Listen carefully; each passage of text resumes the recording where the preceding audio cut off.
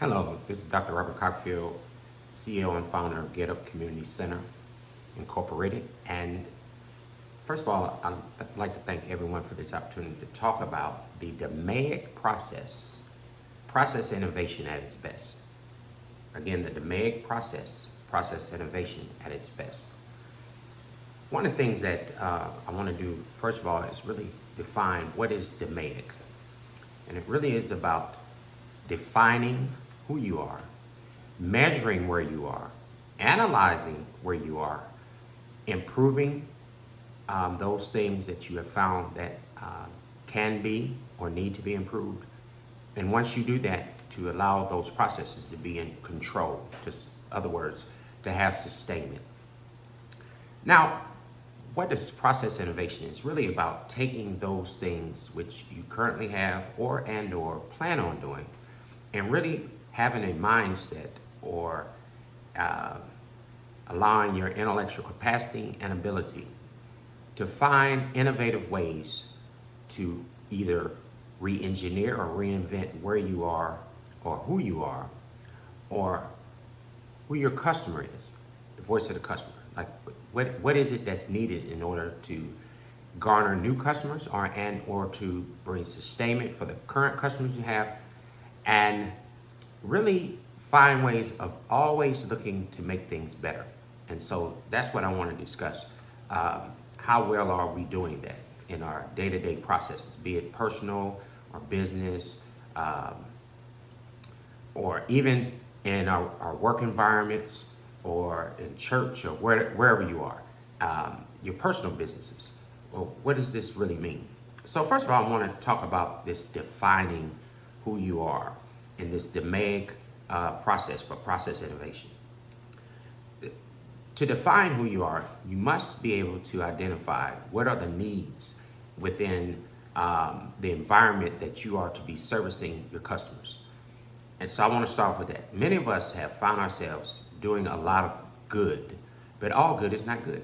We do a lot of things that we feel that necessitate being there for those who are supposed our customers or people that we feel that are in need of our services, but really not taking the time to, first of all, know the environment you're in geographically and really knowing what are the needs of that particular community or work environment or the customers that you are to be servicing, or if you work for other government agencies or entities, what is it that is needed in order to facilitate what the needs are of those customers that are requiring your services. And really having a mindset that says that I'm defined by being a servant. Now that sounds rare these days in environments that we're in when we're service people.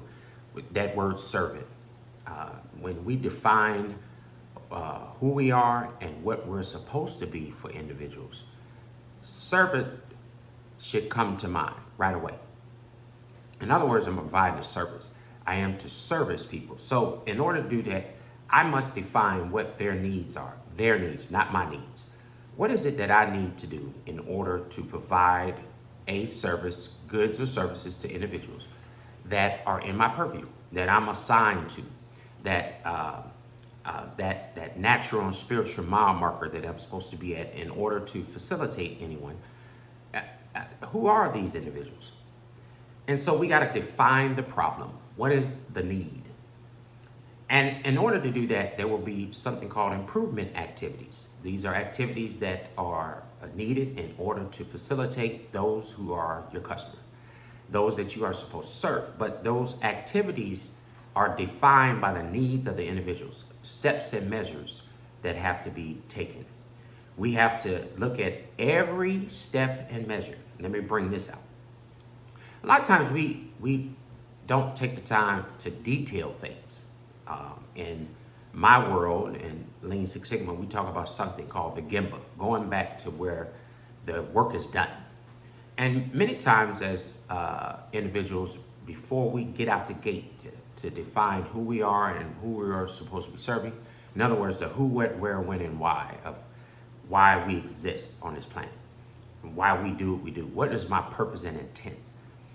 In order for that to happen, we must take the time to understand the people, the tools and technology that necessitates being able to provide these services.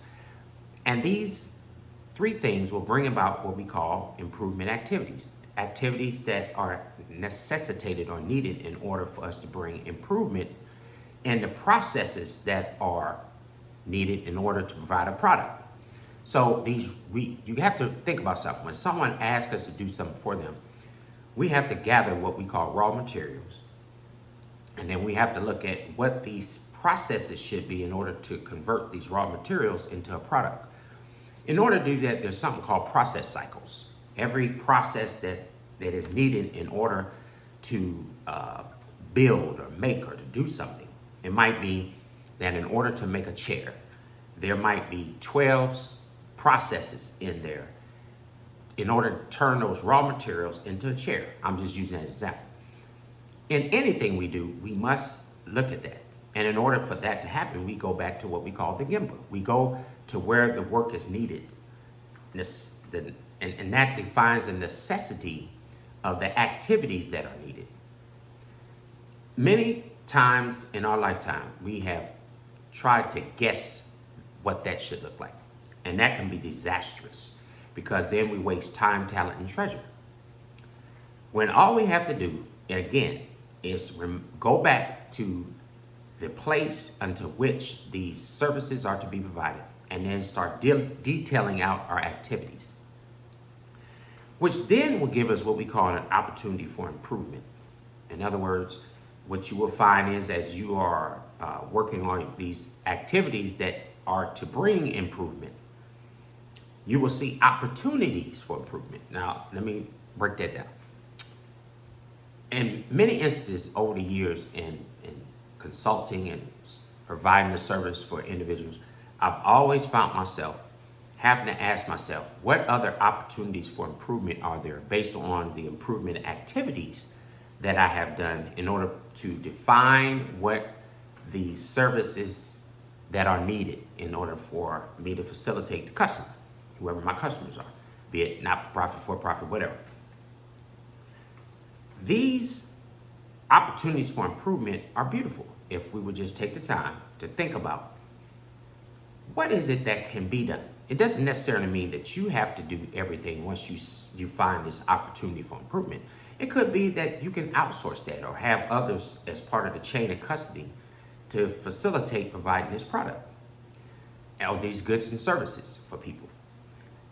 Once you see these opportunities for improvement, it should improve you before it improves anyone else. Because if you're the individual who are providing these services and there's others that now have to be a part of these process cycles in order to get processes done, then where does that put you? What improvements are you making as an individual, professionally, from a cognitive perspective? What are you doing in order to improve yourself? What opportunities for improvement are there for you as an individual, for the team, and for the organization as a whole? That's something we must keep in mind when we're providing goods and services or products to our customers. Which lends credence to the next thing. In order for me to do these things that I just forestated, in other words, define what is needed in order to provide goods and services or a product for someone, and I then look at these activities for improvement to do what I need to do in order to bring to fruition what is it that I'm supposed to be doing, which then brings opportunities for improvement because now I am finding myself actively seeking ways in order to do better at what I am doing once I have identified these activities. But there has to be some goals. There has to be a timeline, there are deadlines. There has to be some goals. And part of these project goals, when we are defining the problem, what is it that we're trying to solve or do for someone? Or again, an organization or any business, not-for-profit, for-profit, government agency, whatever it is. There's something that is important, and I'm gonna bring this to our attention. In order to do any of these things that I just forestated, you must have some type of written documentation that really defines what is it that you're trying to accomplish. So I want us to think about this. There has to be some type of regulatory standard or guidance or standard operating procedure, or there has to be a set of our corporation bylaws or doctrinal positions if you're in a theological arena, something that says that I have something defined that is on papyrus or digital or whatever it is that defines what I'm supposed to be doing and what those goals are. What are the requirements? How am I supposed to be producing? So that I can articulate this to the customer, internal and external. And customers are anyone that is in the chain of custody or part of these process cycles. Anybody that's delivering raw materials or any other type of goods and services that are coupled with what you're supposed to be doing in order to get the final product. That's important. So we need a project charter, or again, some type of other type of documentation. Again, governmental regulatory standards of guidance, so it could be state, or it can be local or local government, or gotta have something to define the focus unto which you are to do what you're supposed to do, the scope unto which you are to do what you're supposed to do. And there's something that we always have to be careful of, and there's something called scope creep. And it simply means that we're outside of the boundaries that we're supposed to be in order to do what we should do. In other words, doing unnecessary things, which we call, is a Japanese word called muda, or waste. We're wasting time, talent, treasure on things that have nothing to do with the scope of unto which we are supposed to be doing in order to provide those goods, services, or products. We need to take our time periodically, every month, quarter. I'm just using that as an example. I don't care if it's every week. We need to go back, and we always should be looking at, does what we have from our documentation perspective that defines what we're supposed to be doing, are we still focused? Do we understand the scope of what we're supposed to be doing, the direction we're supposed to be in, and how do we motivate and articulate these things in order that the team as a whole also has a mindset for improvement as we are providing goods, services, or products, as we are using tools, technology, and human capital. How you know if what you're doing is really working is something called a voice of the customer. And this means to understand feedback from current and future customers, indicating offerings that bring satisfaction to them or delight, or that may dissatisfy them. So one of the things that I want to impress upon you is always have your ear to the ground. And before you start defining what you're supposed to be doing for people, you have to be an active listener. You have to be one that has the ability in order to hear the heart and mindset of those that you are supposed to be providing a service to. A lot of times we're so busy talking about ourselves and what is necessary in order for me to provide the service, instead of listening to those that you're providing the service to, which will then articulate, again, these improvement activities and opportunities for improvement and these project goals and requirements by the voice of the customer, him or herself. It could be by survey, it could be by verbalization, by meetings, or it could just be that you periodically allow individuals using technology to really tell you how they really feel, feedback or blogs or other technological software or tools that will allow individuals to send you their feedback. The next thing I want to talk about in this define phase is, how do we map out our processes? That's important. So in anything and everything we do, when we map out our processes during these process cycles, because as we are producing and making things in order to bring to fruition and its totality for this product to be made, we have to find ourselves looking at mapping out. Now there's tools that can be used for that, like spaghetti diagram, really maps out steps and measures to do something, or a value stream map, or we could look at swim lane diagrams or maps, or we could look at, there's so many different ways of just mapping out or showing individuals, painting a picture of how you plan on getting done what you say you're going to do. And what this does, it provides an overview of an entire process. So at A3 is something, is 8.5 by 11 piece of paper, which really maps out when you are doing a project in order to bring about change in a process.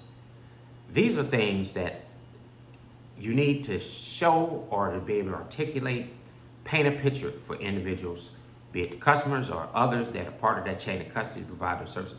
So everyone can see that entire process, how it starts, what's in the middle, and how it finishes. And then it gets to, how does it get to the customer?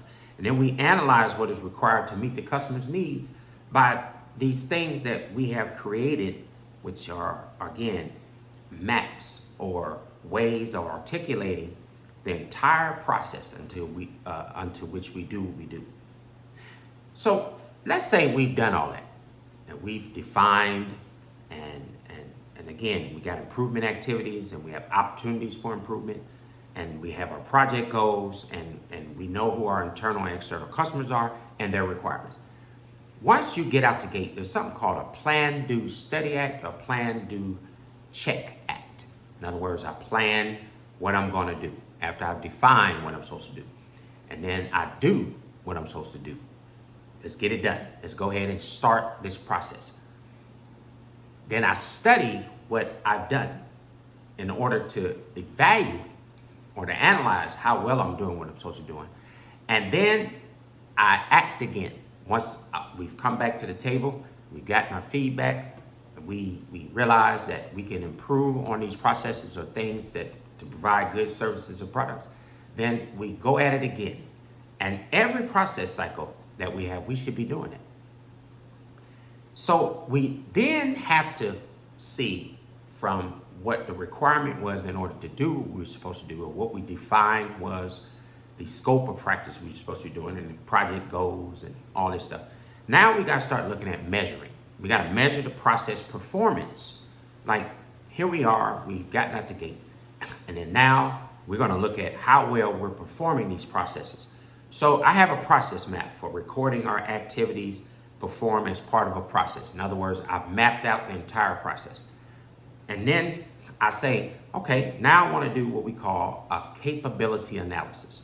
Simply means to assess the ability of a process to meet certain specifications. Now let me stop right there. We need to make sure we're doing that. Like what we planned on doing, this Plan, Do, Study Act, or Plan, Do, Check Act. I plan what we're supposed to be doing. We now are going to execute what we say we were going to do, and we're doing it. And then we check to see if, here's where this capability analysis comes in. That's part of that check. Whatever we planned on doing and we're doing, is it going to meet the customer's expectations? And in order to know that, we have to have qualitative and quantitative analysis done. Numbers have to be run, and some non-numerical things have to be assessed. Pareto charts or run charts or control charts are very important when we start talking about upper and lower controls on a chart, or mean, median, and mode.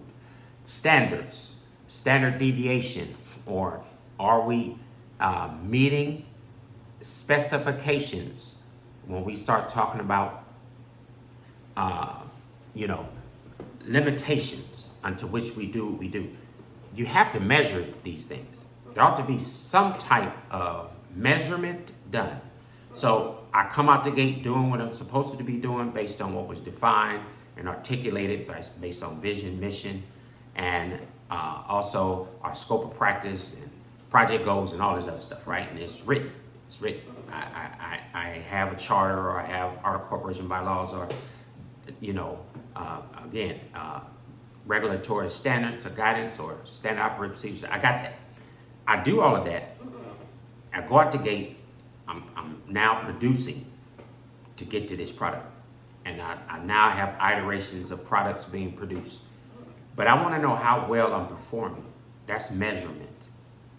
And when we measure, we're looking for what we call a gap analysis. We really want to see, are we exceeding, meeting, or not meeting the expectations of the requirements that are necessary in order for us to meet our project goals, or what we're supposed to be doing, or what the customer's expectations are. Measurement is important.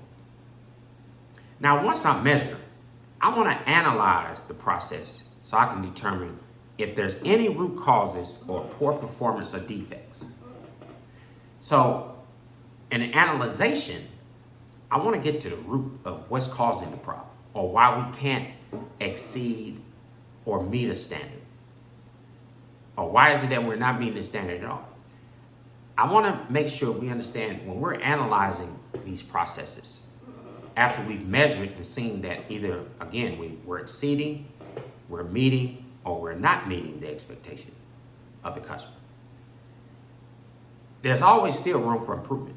In an analyzation phase, we want to get to the root cause of why we're not meeting our performance measures or standards. There's some defects. There's some variation in things that we do. In other words, we're not consistent and measurable. And there's something called gauge R&R, repeatability and reproducibility. And everything I do should be repeatable and reproducible. It should be consistent and measurable. And when we measure, the tools we use to measure to see how well we perform should be consistent and measurable. Also, we should measure consistently to ensure that we're getting the purest form of understanding of how we're performing. Now, root cause simply means I'm getting to the rock bottom of what is causing the problem. Never blame people. Always look at your processes. Now, a lot of us have, when we're analyzing to see if there's a gap or there's something wrong or there's something we can improve on, we have to be careful, because if you're not, you'll blame people instead of looking at your processes first. Because somewhere along the line, maybe the instructions weren't clear, or guidance, or there's not enough good coach mentor training. A lot of leaders lead from a distance, or we have what we call silos. We have a totality of processes that's supposed to be producing a product, but individuals that are part of these process cycles, they got their own niches or things that they are supposed to do in order for a handoff to be from right seat to left seat, or to one side to the other. What is happening is when you have silo processes, there's minimal communication, and people just are in their own bubble doing their own thing, and they're passing that stuff off. Once, I'm part of that process, I'm done with my part of the process. And we're really not asking for that feedback to find out how well our processes are performing. If we don't, others will take on that responsibility in their own silo and spend more time trying to correct the work that you previously done. And that can go on and go on. And you waste, again, tools, technology, and human capital, time, talent, and treasure. And you never are able to bring to market the things that are necessary in order to facilitate the customer's expectation. We have to put in what we call a failure mode and effects analysis. And that simply means it's called an FMEA. And it's important for me to bring this up because it identifies possible product, service, and process failures. Listen to this. It identifies possible product, services, and process failures. We should always sit down at the table of peace and talk about what could possibly go wrong. We need to. And how can we put things in place? Mistake proofing, or in Japanese they call it pokuyoke. Mistake proofing things to keep errors from happening or immediately detect that something could go wrong. When we do that in the analyzation phase, right, like we have to identify first what could possibly go wrong. There's something called a multivariate chart, and it detects different types of variation within the process. Now, let's talk about that. Variation simply says this, and I'm gonna give you an example real quick. In anything you do, there's what we call fault tolerance, or an allowability to make mistakes. Anything beyond what has been agreed upon or necessitated can cause a defect or inoperability or incapacitation of certain goods and services or products. They won't function properly. We have to look at what we call spec limits, specification limits, or control limits. In other words, there has to be a fence that says anything in between here is fair and fine in order to produce a product. But anything beyond those expectations or scope of expectation, be it tools, technology, or human capital, we're going to fail. And the products, goods, and services will not perform the way they ought to. So we got to look at how can we improve process performances. We got to address these root causes and what's causing the problem. And we got to look at some things called design of experiments. It's called a DOE. And what that simply means, that's our way of how do you solve problems from complex processes or systems where there are many factors, think about this, influencing the outcome, and where it is impossible to isolate while we're doing these processes. So we get what we call these one factor or variable from others, things that could possibly cause what we call variation or inconsistencies or in trying to be consistent in what we're producing. In many ways, a lot of us get away from that. Like, in other words, when we first start a job and they tell us this is your job and here's how you're supposed to conduct yourself and do business, and then all of a sudden we get out the gate and we've been told in order for a certain process to happen, it's a 12-step process. Somehow we ended up cutting it down to 6. And in trying to improve something, we have to ask ourselves, whatever we eliminated, was it required or not required?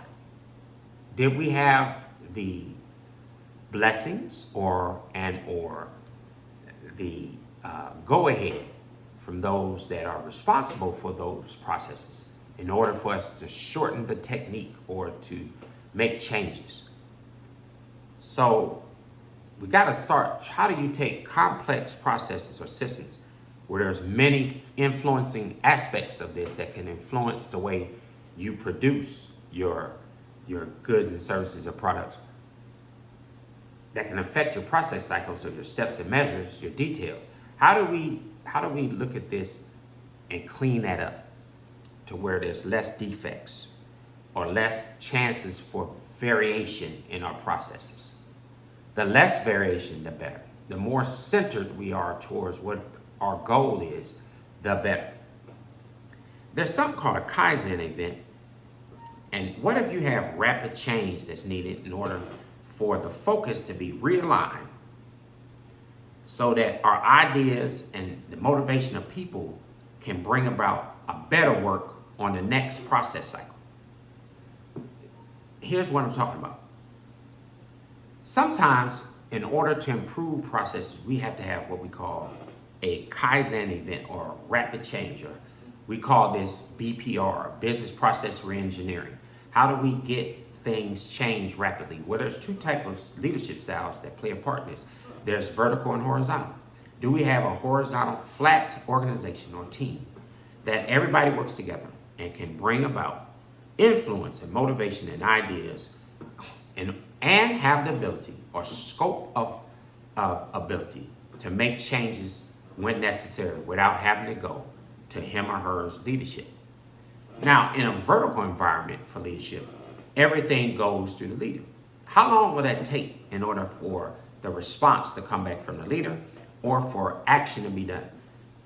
This is important because you're wasting, again, the time, talent, and treasure of not only those that are in the chain of custody to produce goods and services and products, but you also are wasting the time, talent, treasure of the customer who is paying for your services or your goods or your product that you produce. It doesn't get to market when it's supposed to. The life cycle of the product is not as good as it should be.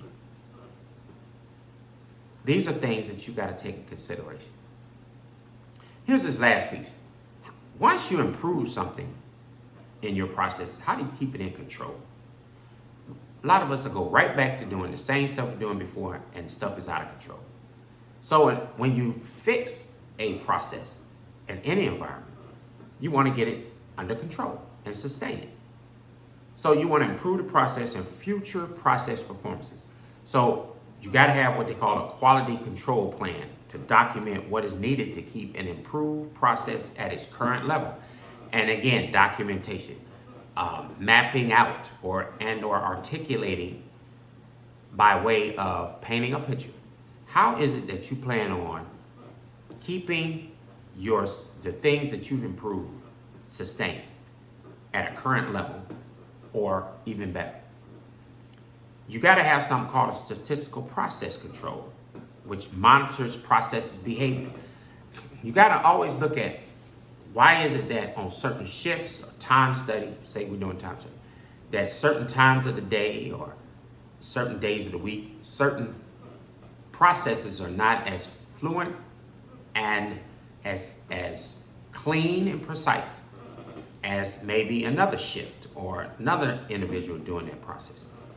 We have to start looking at those processes and monitoring the behavior of human capital, technology, and tools, how they're behaving.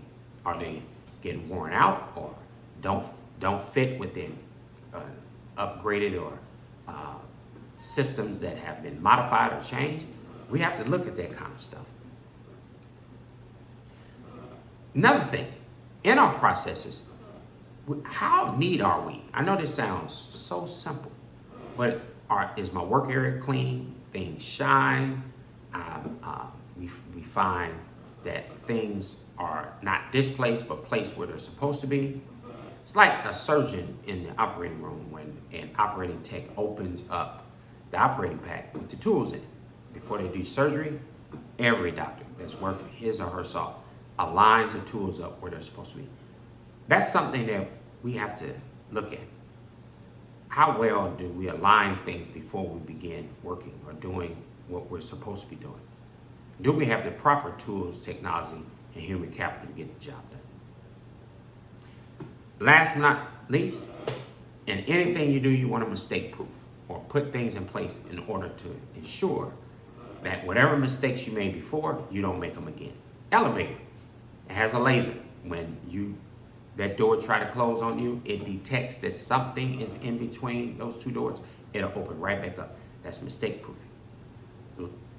Lane assist in a vehicle when you're drifting out of lane, or Cadillac seats vibrate. That's mistake proofing. It's just some way of allowing tools or technology or human capital to remind us or to get us to not make mistakes that we made before. I want to end with this. This methodology that I just expressed to you is really all about defining who you are, measuring where you are, analyzing what you're doing, making improvements in whatever you do, and keeping it in control so it don't get right back out of control. That goes for our personal life, our spiritual life, our natural life, on our job, wherever we are. How well are we defining who we are? How well do we measure what we do? Are we analyzing our processes and how we're behaving? And then are we improving, or are people disapproving of what our performance is and what we're providing? And then how well we keep things in control once we've gotten them fixed from being out of control. My name is Robert Cockfield, and again, I want to thank you all for this opportunity. And again, this is about the DMAIC process, business processes, and process innovation. How well are we doing that? Thank you.